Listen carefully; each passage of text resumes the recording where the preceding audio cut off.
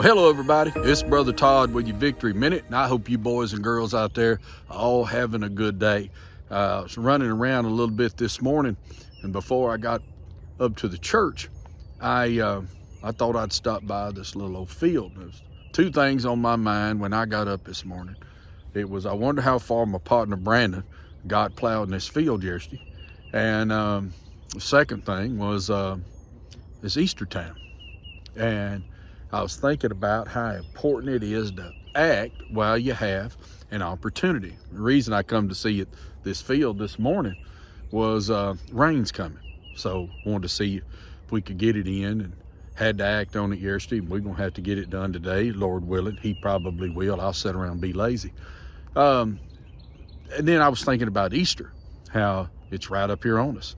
And Easter is such a good time. I thought of three things. It is how did I put it in my head? Easter's a great time to reach out.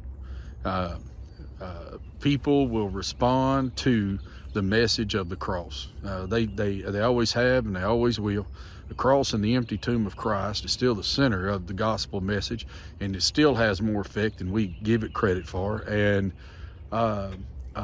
it just needs to be told, and it needs to be recited, and it please God by the foolishness of preaching to save those who will believe. And I'm telling you, people will still come to church with you on Easter. You just need to be inviting them, okay?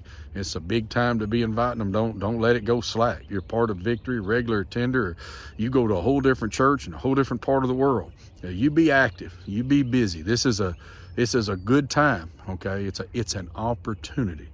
And I was thinking about how important it is to reach out during this time. It's important for us to remember that it's by His blood we were saved. That the cross and the empty tomb is worth thinking about daily. It's still the great motivator of the Christian faith. It'll still bring you back from wherever you are. You got to do is get to the cross. And of course, it's a great thing to be rejoicing in. We ought to be happy that we're saved people. We ought to be happy that the Spirit of God lives within us. We ought to rejoice in the fact that we can deal with the world differently. We had this, I don't know when you're going to see this little video, but had that terrible shooting up there in around Nashville at that Covenant school. And, the media's played it up. Well, what are y'all going to do except hopes and prayers and thoughts and prayers and all that kind of stuff. But, the reality is, for those of us that know the Lord, we know there is real power in prayer. Now, again, most of the world don't have it, and they don't understand it. But the truth is, carnal minds, at odds with God. It's not subject to God, neither indeed can be. But for those of us that know the Lord, it's something to rejoice in. We have this great relationship. Well, I was thinking about those things, and I was thinking about how you have to seize that opportunity. And I got to thinking about maybe where you're at in life. Maybe you're at a crossroads. What are you going to do with the opportunities God presents you? Maybe with your youth, maybe with your retirement, maybe it's a change you're looking for, or you're in the process of, or you're in tension or transition. But whatever it is, maybe God has allowed a time of opportunity to be in front of you. What do you really do with it? Well, we have a tendency to be so afraid of something not going right that we don't act. And a whole lot more harm and a whole lot more wrong ends up getting done by not acting than by acting, okay? You got a decision to make. You don't know which way to go. And by God, jump in on one of them and get after it. And if you went the wrong way, you'll find out real quick. But that's what I was thinking about standing out here beside this field. I was thinking about what could I help you with as you think about opportunity. Well, let me give you these things. Maybe you'll find yourself at one of them. Number one, if you don't know where you're at, where you're going, then you got to prioritize some things. You got to get some convictions that you're willing to live on and act on, and something that you can really put your heart in. And we live in a very distracting and diffused world. We almost live in a fluorescent light world where light and truth and everything, real genuine ambition, it's so diffused that it doesn't really have any power. You've got to really prioritize. You've got to decide what you're going to do, and you got to get after it. If you're in a relationship or you're looking to get in one, then you got to prioritize who it is you're looking for. And you've got to say, look, this person's going to be a Christian. This person's going to be this. He's going to be that. She's going to be that. And then you've got to prioritize it. You've got to get it in your mind. You decide you're going to grow in the Lord. You've got to prioritize the things of the Lord. You can't, you're not going to grow into a spiritual giant, messing around, kicking around in every little fad that comes along on Facebook. You've got to prioritize. And then, of course, you've got to prepare.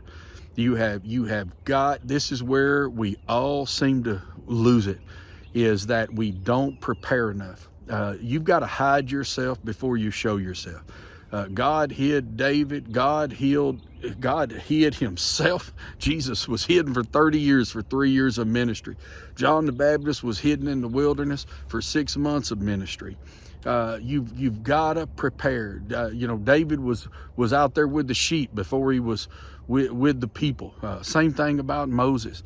You just see this reality. I tell everybody that if there's anything I did right when I started ministry was, I started off, I didn't come out of high school or anything like that looking to be a preacher. In fact, I was a fireman. I grew up building engines. I still did that on my days off, and I was a fireman. Misty and I were married and had both kids.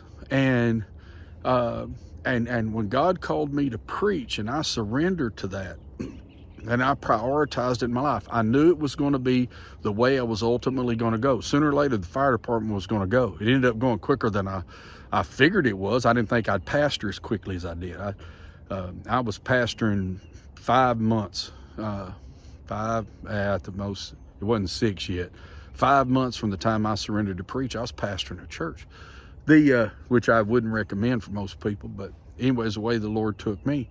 But the Lord put me, I had a little old tool shed, and it was all, we didn't have nothing, a little old house and kids in there. There's little. You couldn't find a quiet spot to save your life. So I set that tool shed up as my study. I had a Bible. I had an old Sunday school book on the book of Titus, and my granddaddy bought me a concordance with all the words in the King James Bible in it. And that's what I had. And I read that book on Titus, I don't know how many times. But what I did was I got in there and I hid myself and I studied and studied and studied. The best advice I ever got, a preacher heard I surrendered to preach, and he wrote me a letter and he said, Todd, study, study, study. And when you get tired of studying, study some more. And frankly, at this age I'm at right now, I still preach out of things I learned in that tool shed. Faithful scribes brings out things both old and new. You've got to be willing to be hid. You've got to be willing to prepare. I'm gonna tell you something. Old coaches used to say, there's gonna come a time in the fall on a Friday night where how do you put it? There's gonna come a time where the fall is gonna want to know what you did all summer, and you've got to prepare. You've got to prepare, and don't despise the day of small things. Don't despise the time of preparing. Some of the sweetest times you'll ever have with God is preparing. It's getting ready. It's being the kind of person you want to be, and you got to practice it. You got to get out to doing it. Laziness won't do. Laziness will not do. You got to get up, put your feet on the floor, decide what kind of attitude you're going to have, and get about it, and pursue the things that you're passionate about. The things of the Lord, of course, obviously be passionate about that. But whether it's in your work, whether it's in your relationships, whether it's in your friendships, he who has friends must show himself friendly. It takes work. Most things in life that are worth having or doing anything with are worth working on, okay? Ain't no Sudan gonna grow out there unless some work goes into it. That's just a reality. And a lot of times, and especially in our culture today, we kind of just want it handed to us a little bit. And the truth is, when it's handed to you, you don't appreciate it anyway. Ain't nothing worse than a spoiled rich brat, right? They just think this stuff just happens in life, and they don't really produce much. And they're soft, and they produce bad times. That's kind of what we're dealing with now in the country, right? Hard times make hard people. People make good times. Good times make soft people. And soft people make hard times. And here goes we ride around the merry-go-round, right? And where we're at right now is had these baby boomers in charge for so long. I'm just aggravating y'all a little bit. I'm at the start of the next group, so I'm gonna aggravate you. And but they come out of a hard-working generation, and there were a lot of things given to them. And as a generation, I think most of them would agree, as a generation, not individually or anything. Y'all don't get upset. They produced, they had easy living. They thought everything was owed to them. Next thing you know, we're living in the mess we're in right now. Well, anyhow, enough of that. But you've got to be about it. You've got to practice it, and you've got to persevere. You got to stay at it.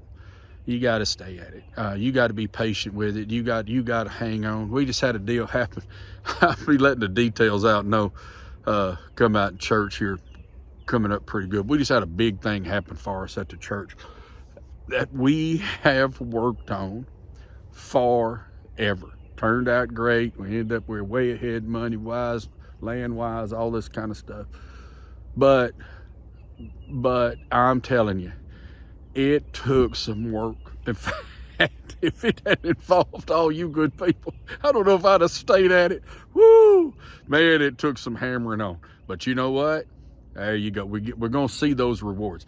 I don't know if I'm going to get to see it all, in my life.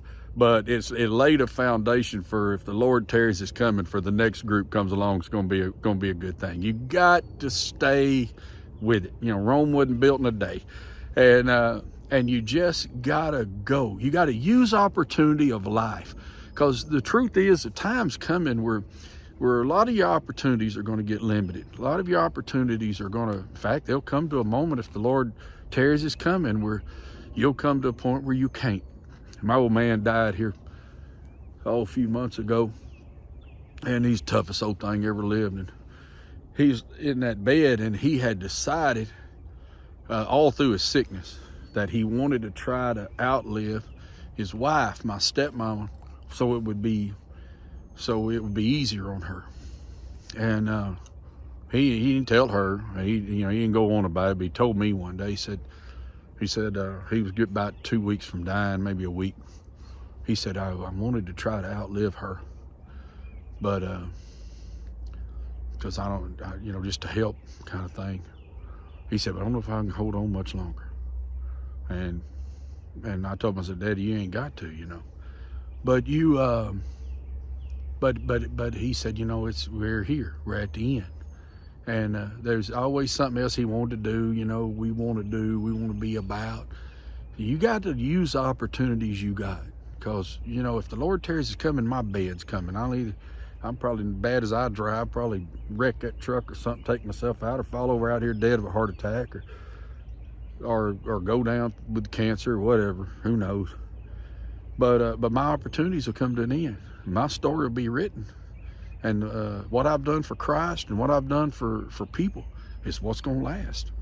So that's all there is to it. The only thing going to heaven from this earth is the souls of men and women, boys and girls. And you better be doing something eternal with your time. Get on something that you love with the Lord. Get into something you love in your employment. Get into something you love with your life. Make sure your hobbies mean something. Do something. Build into somebody. And then maybe you just find yourself today at one of them kind of 4 points I was talking about. And that's probably not an exhaustive list. Those are 4 things popped in my head while I was standing here looking at this field. So maybe they'll be a help to you today. Hopefully I ain't talked too long. Now, be about inviting people to Easter. I ain't kidding with you. Now, get them there. Victory. Y'all get them to church. You're going to be online with us. You be there that day. We're hoping to have the largest audience we've ever had in person and on the internet. You guys on the internet are out there killing it, man. More you guys watch these things. I can't understand why you do, but I appreciate it. I hope these things help you, and I hope our services help you. And nothing like the being there part of the praise service online or there, or being under the word. It just has an impact in our life. Again, it pleased God by the foolishness of preaching. So whatever your opportunity is, whether it's something as simple as coming to church or coming back to church or finding out what it's all about, you take the opportunity on Easter You be about it. And I pray your life will be blessed. I hope that you talk to the Lord and he shows you the opportunity in front of you, and then you run to it. I mean, run to it with everything in you, and you'll find meaning, and you won't live depressed, and you won't live down. And you don't have to be eaten up by this world. You don't have to be eaten up by this society. Life matters, and life is good. And just take the chances God has given you, and seize them. Seize the spiritual one, seize the one in your relationship, seize where you're at physically. I mean, you know, I sure ain't the man physically I used to be, but I can do something about where I'm at. I can still do that. I was up this morning working out a bunch of young guys about to kill me. And you know, emotionally, mentally, expand yourself, push yourself, and you'll find some joy in the travel. Well, I hope you have a good day, and thank God for the opportunity of life, huh? We'll see you later. Bye-bye.